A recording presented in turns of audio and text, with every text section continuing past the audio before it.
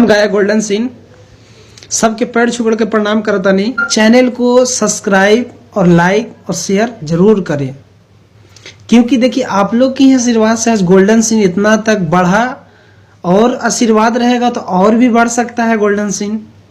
तो इसीलिए सबको पैर छुकड़ के प्रणाम, प्यार और आशीर्वाद दीजिए कि गोल्डनवा और आगे तक भी बढ़ सके। तो देखिए वो हमार गाना आवता, वो गाना के हमार राइटर अरविंद मुकुल लिखले बड़न, वो जो मुजफ्फरपुर के बड़न। तो देखिए कौना भाव में कहता है एगो लइकवा, तनी ध्यान लगा के सुनब। ये गाना हमार रिलीज होके वाला बा, रवानी लोग जरूर सुनब। तो चैनल के सब्सक्राइब करब तभी नु सुनब, तनु जाई यूट्यूब पर, न तो इसे झाले बजावे तो रह जाइब न जाई। तो देखी भाव बा, अरे डीजे बजाइब तोह के बोलाइब सबके झुमाइब हो, अरे डीजे बजाइब तोह के बोलाइब सबके झुमाइब हो।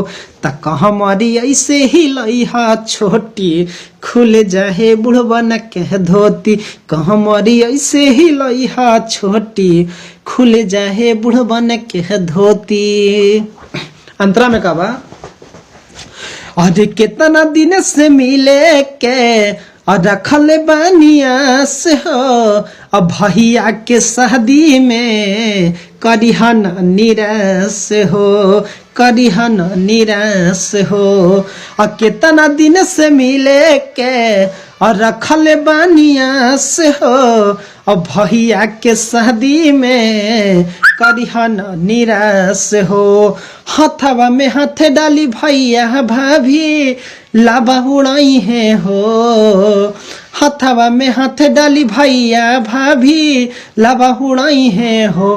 तक हमारी ऐसे ही लइहा छोटी खुल जाए बुढ़वा न कह धोती, हमारी ऐसे ही लइहा छोटी खुल जाए बुढ़वा न कह धोती। सब केहू देखी नहीं आई ओ रहन हो, अब महड़ावा में मिले जाई हैं अनसु गोल्डन हो, अनसु गोल्डन हो। सब केहू देखी नहीं आई ओ रहन हो, अब महड़ावा में मिले जाई हैं अनसु गोल्डन हो। ताकि साली कुमारी तैयार बिंद कनखी चलाई है हो, ताकि साली कुमारी तैयार बिंद कनखी चलाई है हो। तक हमारे ऐसे ही लइहा छोटी खुल जाए बुढ़वन के धोती, का हमारे ऐसे ही लइहा छोटी खुल जाए बुढ़वन के धोती।